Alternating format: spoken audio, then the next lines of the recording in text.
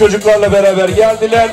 Az sonra onlar da birlikte bizle beraber koşacaklar ama aralarında özellikle bir tanesi var. Bir kız sporcumuz var. Bir de ufaklık var. O da koşacak mı? 10 kilometre koşacak. Adı ne onun? Adını alalım. Mırzayım. Mırzayım. Hoş geldin Mırzayım. Kırgızistan bayrağıyla. Evet. Onlara sizleri seviyoruz. Evet. Şimdi diğer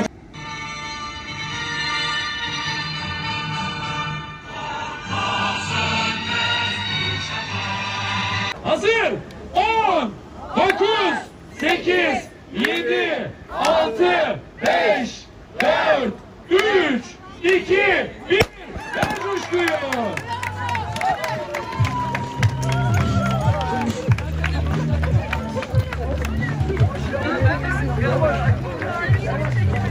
alkışlarımız büyük bir otizmli çocuk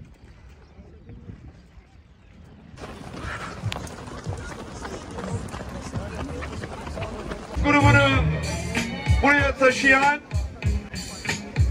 Kırgızistan'dan gelen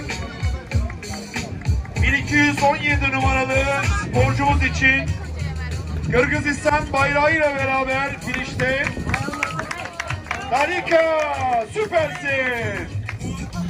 Harikasın, yürekten kutluyoruz seni.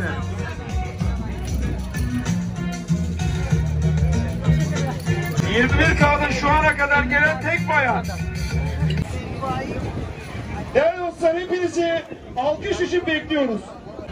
7 yaşında, özür dilerim, 7 yaşında Kırgızistan'ın Mırzayim 10 kilometre yarışını tamamladı.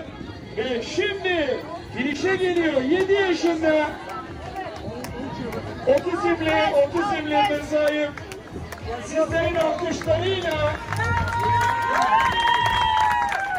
7 yaşında otizmli Mırzayim yarışmayı tamamlıyor. Harikasın.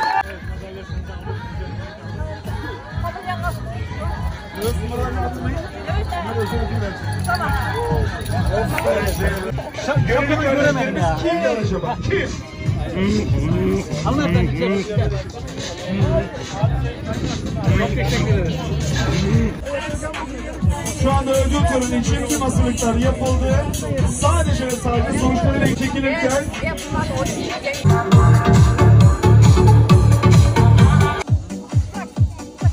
ve 10 kilometre ve 21 kilometre koşan otizmli çocuklarımız şu anda karşımızda. Şimdi elinizde ne iş varsa bırakıyorsunuz. Elinizde ne varsa, kahve bardağı, çay bardağı, ne varsa bırakın. Ayakta. Şu çocukları yürekten bir alkışlayalım. Çünkü bugün burada sizlerle beraber inanılmaz mücadele ettiler. Hoş geldin Mırzayım. Kırgızistan bayrağıyla. Evet. Onlar aynı zamanda benim hemşehrim. Evet. Kırgızistan'dan meymanlarımız geldi. Türkiye'deki çempiyonlar menen joluguştu. Ошол себептен бизге аябай сонун бир сюрприз болуптур. Oley! Amerikanın melekleri, çempiyon! Amerikanın melekleri, şampiyon! Bravo!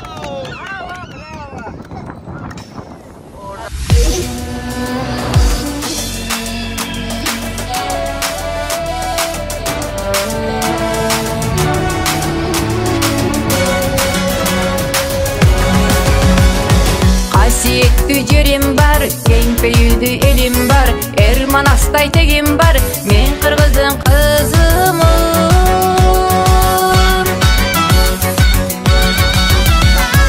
At jalında oynuğun, ata jurttun aldında, ak milletin oyluğun, men Qırgızın kızımın, men Qırgızın kızımın.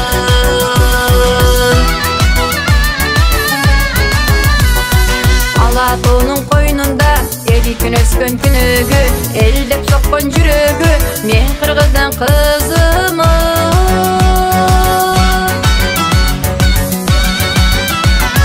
At jalında oynuğun, ata jurttun aldında, ak milletin sen oylagan